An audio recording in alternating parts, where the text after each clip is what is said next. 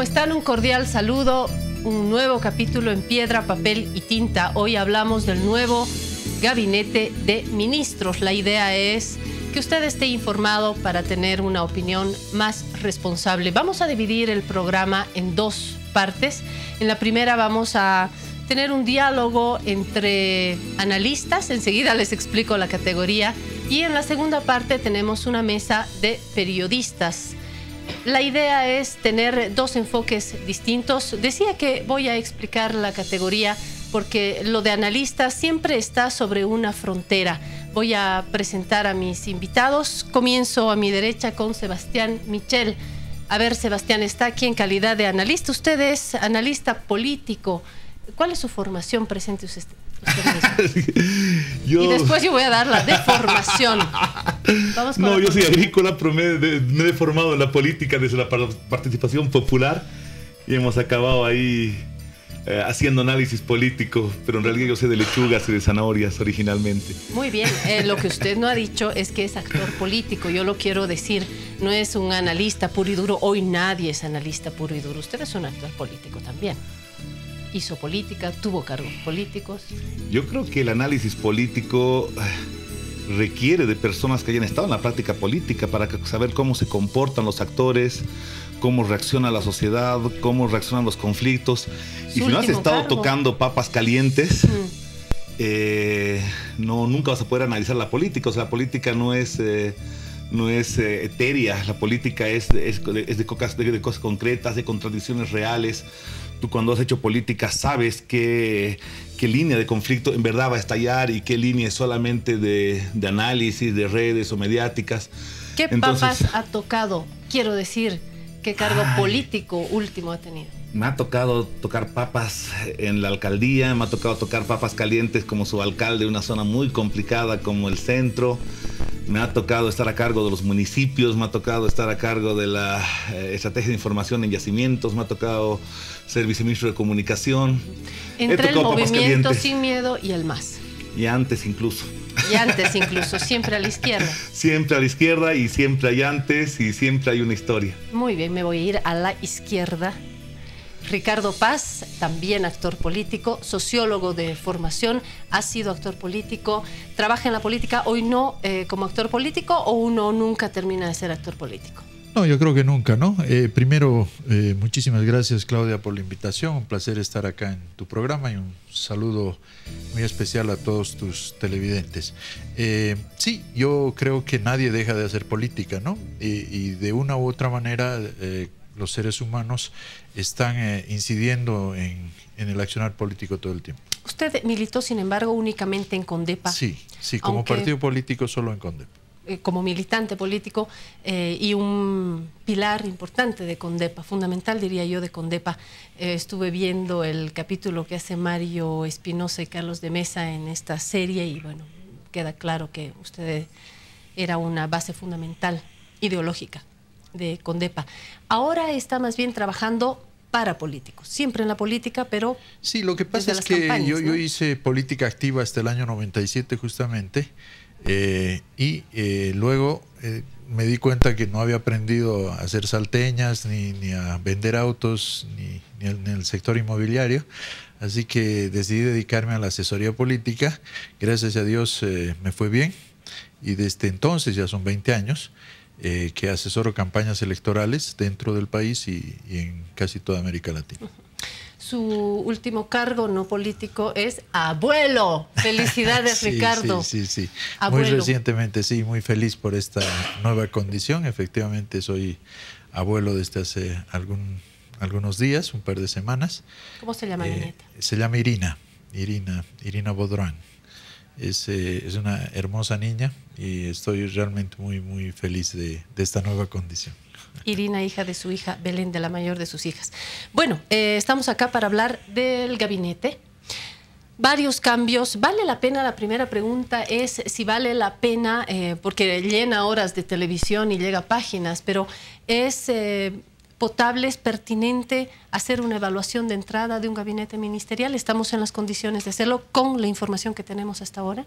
Desde mi punto de vista, por supuesto que sí, no solo por el hecho de que cuando hay una crisis de gabinete, un cambio de administración en el Poder Ejecutivo, es importante analizar por qué se ha dado, si es bueno, si es malo, es tiempo de hacer un balance, pero especialmente además en esta circunstancia, porque me da la impresión de que en el propio proceso del gobierno del presidente Evo Morales, este es un parteaguas, ¿no? Es un momento definitivo para encarar una nueva etapa dentro del gobierno. Creo que... Justifique eso de parteaguas, Ricardo, por favor. Sí, parteaguas en el sentido de que la principal estrategia, lo fundamental que va a hacer a partir de ahora el presidente Evo Morales es tratar de buscar su repostulación. Eso lo ha definido él con absoluta claridad en su discurso, en sus declaraciones.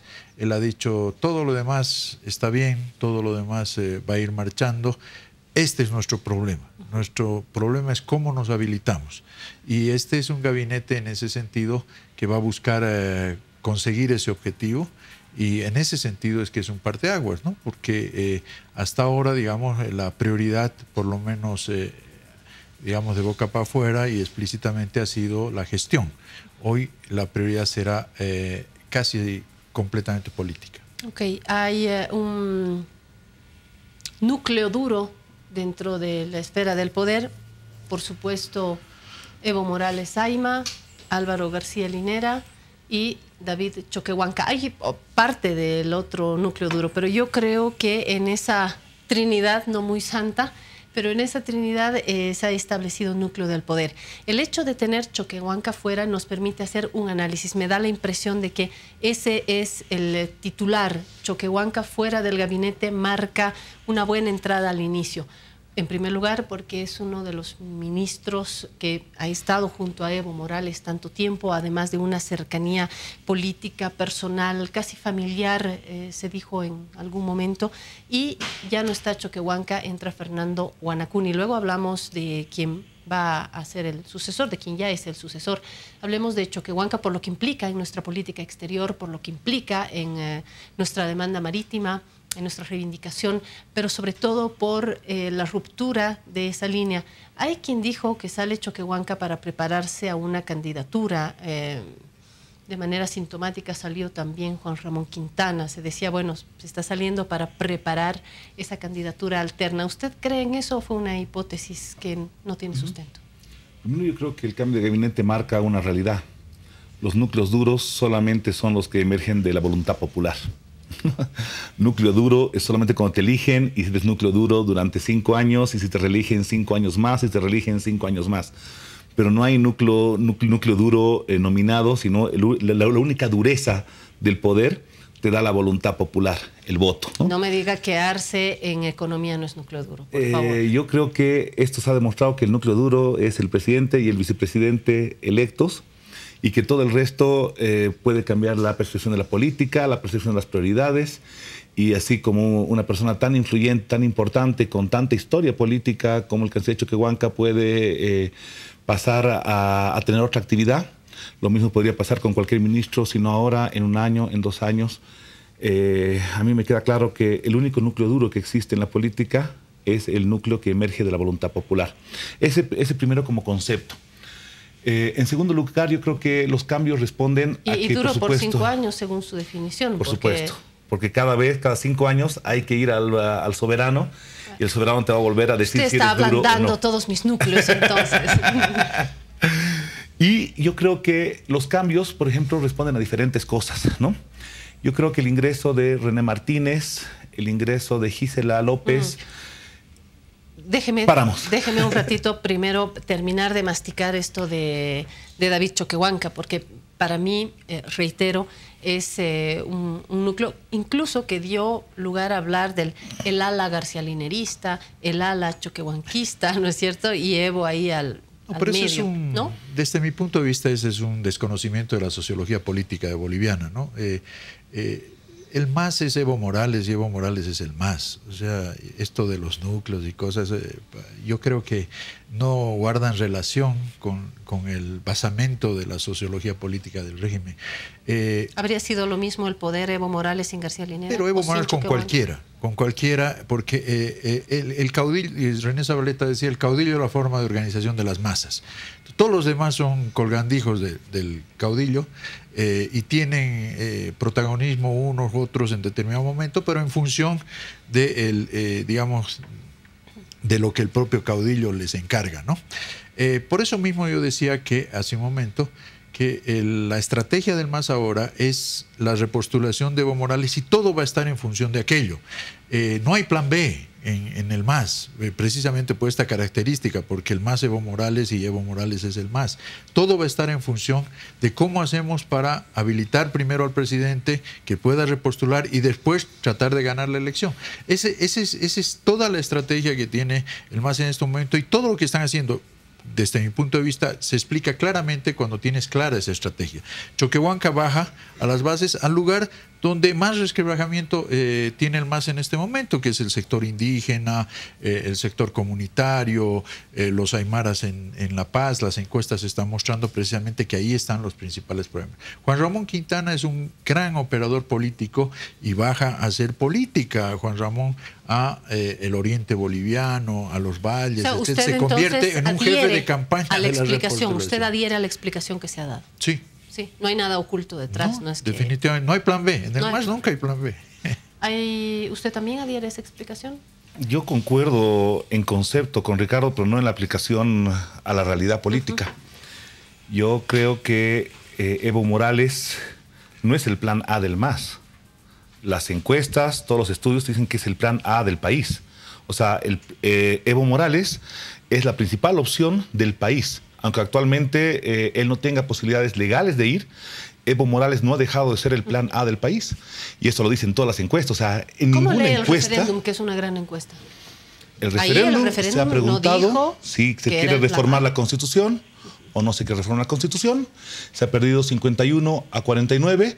Por consiguiente, no se reforma la Constitución. Y el efecto es, no están preguntando sobre la persona, están preguntando sobre una reforma. Pero en ese sentido, para habilitar...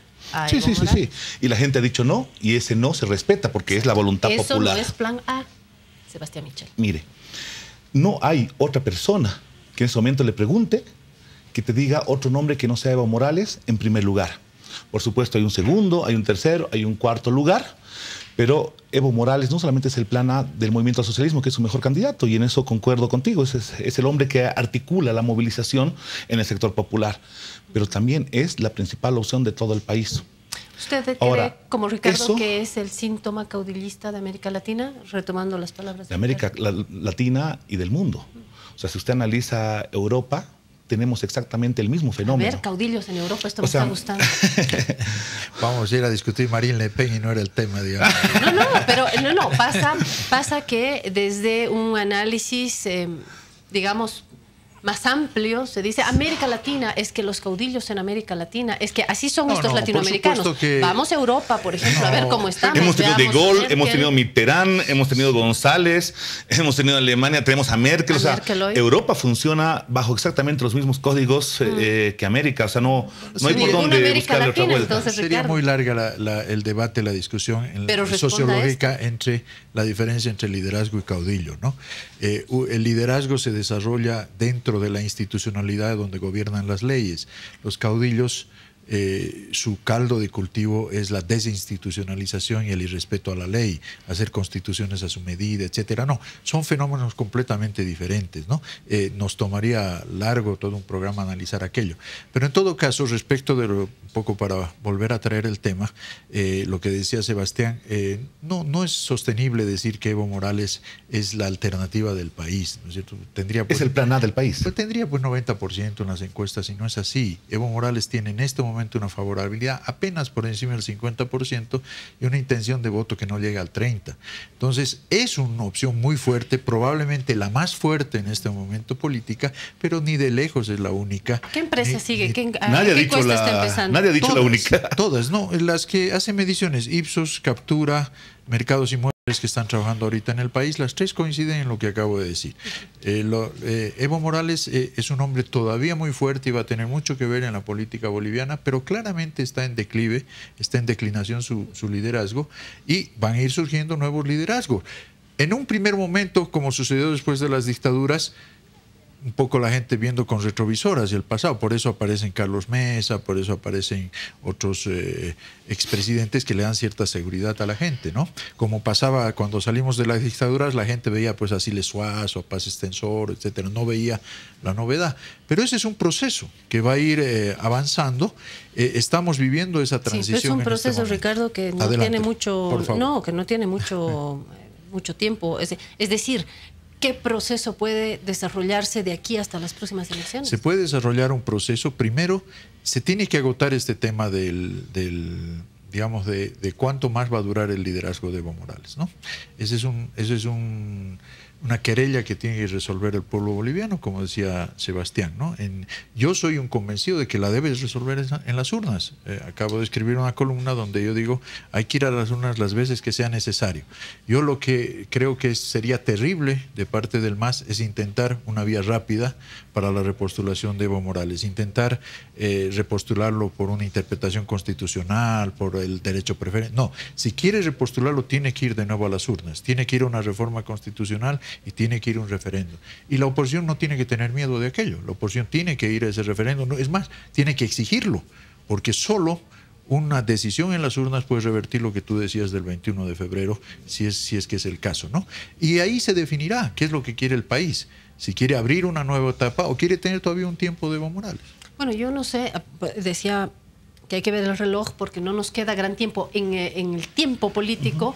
De aquí a las próximas elecciones, a la gente del MAS, a la militancia del MAS, a las bases del MAS, no les da para comprarse un Lego y armar otro líder. Creo que no da el tiempo, a la oposición creo que menos. Entonces estamos sobre más o menos la misma Yo me adhiero un poco a lo que dice Ricardo y yo concuerdo, todas las encuestas te dan una aprobación de Evo por encima del 50%.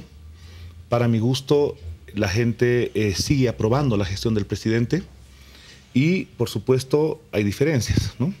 En el 2014, a principios, estábamos en una aprobación del 70% y hoy día está una aprobación del 53%. Y eso es lo que hay que trabajar y yo creo que a eso precisamente apunta el gabinete. Yo creo que el debate político en este momento electoral no es positivo para el presidente y por eso yo creo que la incorporación de gente como Gisela, como René Martínez, saca eso de la confrontación meramente electoral y te lleva a lo que más fortaleza le da al presidente Evo Morales, que es gestión. O sea, el presidente Morales gana cuando se habla de gestión, gana cuando se habla de proyectos, gana cuando se habla de economía y le da mucha oportunidad a la oposición cuando se habla de reelección, de reforma, de habilitaciones, de no sé qué. Entonces yo creo que el cambio de gabinete, por lo menos con la entrada de Martínez, con la entrada de Gisela López, con la entrada de Mariana Prado, apunta a informar más sobre gestión, a llevar el debate a gestión, a resultados. Ahora, le voy a interrumpir porque tengo de testigo aquí a Ricardo Paz. Es la tercera vez que al mencionar el gabinete lo corona Michelle con Gisela López, con René Martínez y ahora Mariana sumado Prado. a Mariana Prado. ¿Usted le parece que en estos tres actores, lo digo porque sumaría es la a tercera Héctor vez? Arce que tiene que ir a una demanda fundamental de la ciudadanía, que es la justicia. Bueno, Héctor Arce ha cambiado, lo digo con todo respeto, ha cambiado de pollera, nada más. Sigue, pero es que sigue el núcleo de poder, ya sabemos cómo actúa, conocemos al actor político, tiene otra función esta vez, pero tenemos tres nuevos actores, si bien René Martínez estaba en el ámbito municipal, digamos que es una cancha distinta a la que le toca hoy. ¿Usted cree que en estos actores se va a dar un cambio cualitativo? ¿Hay un cambio? Voy a la pregunta directa. ¿El gabinete tiene una mejora cualitativa, según usted? Yo creo que sí, porque cambia de actores que están más centrados en el debate electoral y te lleva a actores más centrados en debatir lo que se está haciendo, lo que se ha hecho, los cambios que se han tenido en 11 años. Y creo que estratégicamente el presidente ha tomado una decisión correcta.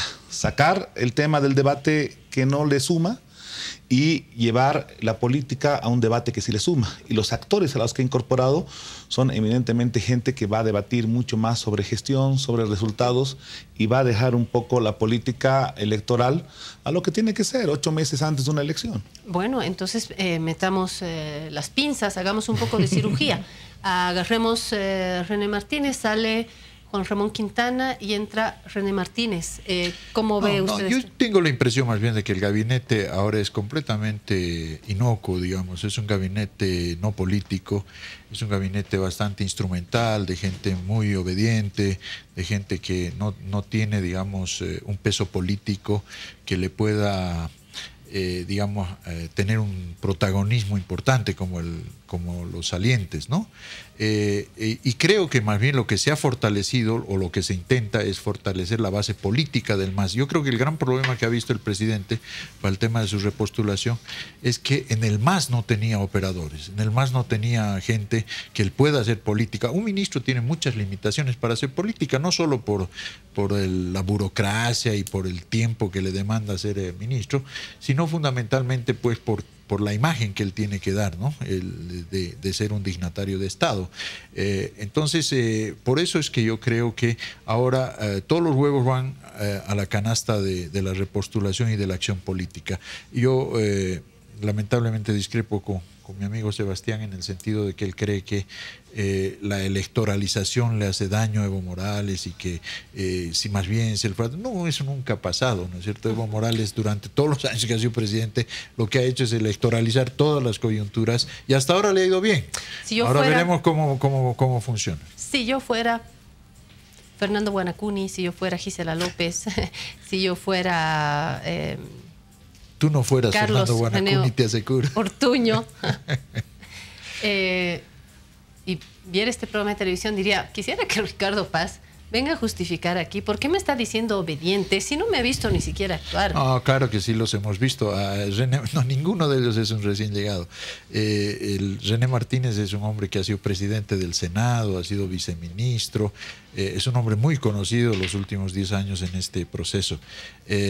Guanacuni es un hombre también muy conocido, director de la ceremonial de protocolo del Estado, etcétera, uno conoce todo y solo basta ver pues su currículum, ¿no? para analizar quién es.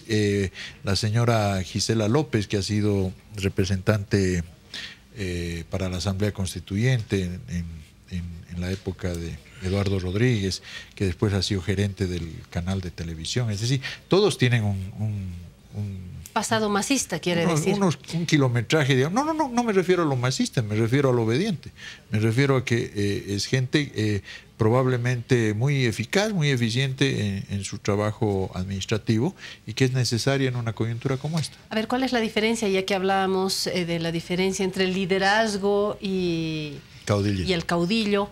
Tal vez podamos hacer una diferencia entre lo que con cierto tono despectivo usted dice obediente de lo que puede ser políticamente, claro, pero políticamente leal, porque vamos, usted lo sabe en Condepa, al rato que usted se desvió. Perdón por el tono si lo has interpretado así o lo ha interpretado así el público, no he querido ser ofensivo de ninguna manera, he querido ser preciso nada más. Se necesita gente que no cuestione las decisiones, que no cuestionen, porque se necesita mucha disciplina ahora en la administración para llevar adelante la estrategia. Disciplina política, más que en la administración, hay también una disciplina política. ¿Lo sabe usted? Coincido contigo, si quieres llamarlo disciplina política, es gente muy disciplinada políticamente, retiro lo de obediente. Sonríe, ahí está la ironía. ¿Qué dice usted, Miguel? No, yo honestamente creo que cualquier político quiere ganar una nueva elección, eso es natural, eso no debía sorprender. Alcaldes, gobernadores, concejales, diputados, todo el mundo quiere volver a postular, eso es normal, es parte de la naturaleza del político. Yo creo que la militancia del MAS era un 10% de la población y no está ahí en una posible victoria electoral.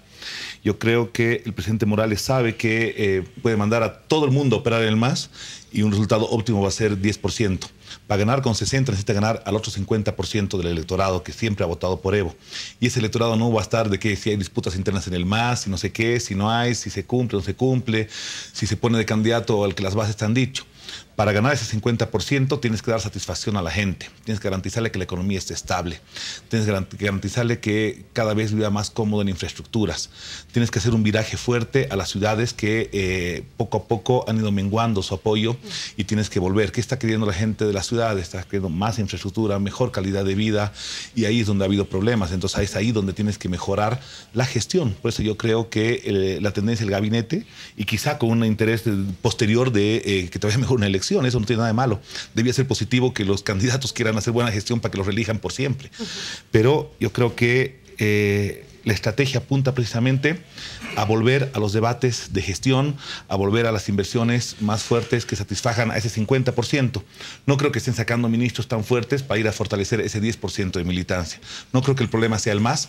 Creo que hay que volver a conquistar a la ciudadanía. Y este gabinete creo que apunta a ello, ¿no? El hecho de que Mariana Prado, una persona sin mucho pasado político, más que trayectoria técnica, esté ahí, es una persona especialista en hacer seguimiento en directorios, en que la gente cumpla, en que los ministerios desarrollen su gestión, en que no se atrasen las obras, en que no se atrase la satisfacción del ciudadano. Si el ciudadano está feliz, si el ciudadano te aprueba en 70%, el resto de la política es mero trámite. ¿Es un mejor gabinete por...? ¿Me puede dar razones en un último minuto? Yo creo que tiene dos elementos, ¿no? El primer elemento tiene que ver con que habían ministros que estaban muy centrados en el debate que le gusta a la oposición, y ahora hay ministros en esas áreas más centrados en tender puentes hacia la ciudadanía, en volver a desarrollar una eficiente comunicación y bajar un poco los tonos confrontadores que a la sociedad en sí no le importa. La confrontación siempre nos importa a los actores políticos, nos gusta la confrontación. Y en segundo lugar, yo dejaría el gabinete económico, el gabinete jurídico, Héctor, digamos, más Mariana Prado, como un gabinete que está llamado a resolver los problemas de la gente, ¿no? La gente quiere mejorar la justicia, quiere que baje la corrupción, quieren que hayan más obras, esas planificaciones, su capacidad de seguimiento y de conseguir financiamiento externo para grandes inversiones. Y yo diría que en esa trilogía va a girar la gestión. Y en la otra que te comentaba, que tiene que ver básicamente con comunicación, con presidencia, va a girar los puentes de comunicación hacia las autonomías, hacia la ciudadanía y en general hacia todos los sectores, hacia los movimientos sociales, hacia los sectores organizados. Y creo que esos dos polos van a mejorar bastante la gestión. ¿Para usted es un gabinete cualitativamente mejor, igual o se queda con más obediente? No, es diferente. Es un gabinete distinto porque tiene objetivos distintos, como quería decir. Y respecto a lo que decía Sebastián, no, la gente no vota por buena gestión, sino, fíjate, Perú, Colombia, Ecuador, presidentes que hacen excelentes gestiones, tienen la economía muy alta, etcétera, y tienen una intención de voto o una favorabilidad pequeñísima. La gente vota porque establece un vínculo emocional. En el caso nuestro, con el caudillo. ¿Pero importa la economía, Ricardo? Usted lo sabe. Muy poco, muy poco. Lo fundamental es el vínculo emocional con el caudillo, y eso es lo que lo mantiene a Evo Morales tan fuerte y lo que convence al MAS de llevarlo a Evo Morales contra viento y marea, porque si fuera un tema de gestión, pues podrían llevar a cualquiera con una buena gestión y hacerlo bien. Pero bueno, no, al margen de eso, la pregunta es quién genera esa buena gestión, ¿no? ¿Dónde está liderada? Sí, quién encarna efectivamente esa buena gestión. Sí, hay esos factores. Pero creo que el factor principal es el vínculo emocional. Respecto del gabinete, creo que tiene un objetivo distinto. Este gabinete tiene que ser eficiente, tiene que ser eficaz en lo administrativo, ¿no? Y los políticos tienen que hacer política, tienen que lograr la repostulación del presidente Evo Morales. Esa es la tarea que se les ha dado. ¿Tiene algún ministro preferido? No. ¿Ninguno? No, porque si digo eso lo van a votar mañana. Usted ya tiene su triunvirato ahí, ¿eh? Usted tiene, su propia trinidad. Gisela ha mencionado a René Martínez y a la ministra Prado y a Héctor Arce. Sí, y a Héctor Arce. ¿Esos son sus favoritos de los nuevos? Creo que ahí va a radicar gran parte de la percepción ciudadana de buena gestión. ¿Hay ministros castigados? Con esto me voy. ¿Castigados que les dijeron fuera? Por supuesto. Un ministro tiene 3 grandes responsabilidades siempre, ¿no? Primero, conocer al área al que se mete. Lo sé. Mejor que las responsabilidades. Segundo, ejecutar muy bien inversiones para que la gente lo sienta. Y tercero, ser fusible, ¿no? Bueno, yo creo que fusible ahí ha sido agua. Y creo que el resto se confunde bastante más. Y lamentablemente una muy buena ministra, pero cuando a tu sector le cae la desgracia, tu rol como político no es ver si vos tienes responsabilidad o no, ¿no? Buena ministra y nos quedamos sin agua, perdón. Mire, esa ministra ha hecho la represa Jampaturi 2, que nos va a dar agua por 50 años. Nos quedamos y nos sin llegó agua. Una sequía. Sí. Nos quedamos sin agua. Pero mire, si usted quiere culpar a una persona de que en una ciudad como La Paz ha habido sequía por todo ese tiempo, sí. Hay responsables. Lo siento. Ahora, si desde mañana 78 no que hemos hecho la última... La razón, así yo diga, no me han dicho, no me han informado, no han comprado la tinta, lo siento. Asumiré. Te estoy diciendo eso. Yo estoy de acuerdo en que ella es la que tiene que pagar porque todos los ministros tienen una responsabilidad política y tienen que ser fusibles cuando algo en su sector falla. Ella es la castigada, nunca lo he negado. Ahora, de que vos tienes que decir, evaluar bien las cosas para poner las cosas de forma inteligente, ¿no? Durante esa gestión se ha contratado Jampaturi 2, una represa para La Paz que no se construye desde el 78, hace 40 años. Ahora, ojalá que con esta crisis podamos construir hacia abajo en Illimani una segunda represa más. Con eso tenemos el agua garantizada en La Paz por los próximos 100. Muy bien. Yo tengo una amiga que me ha dicho, yo no tener agua no le voy a perdonar al MAS nunca. Bueno, y hay otros que sí le perdonan. Bueno, gracias Sebastián Michel, gracias Ricardo Paz ti, Claudia, por esta primera fase. La segunda parte se viene con los periodistas, también informados, también con opiniones, pero tendrá un matiz distinto. En segundos nada más.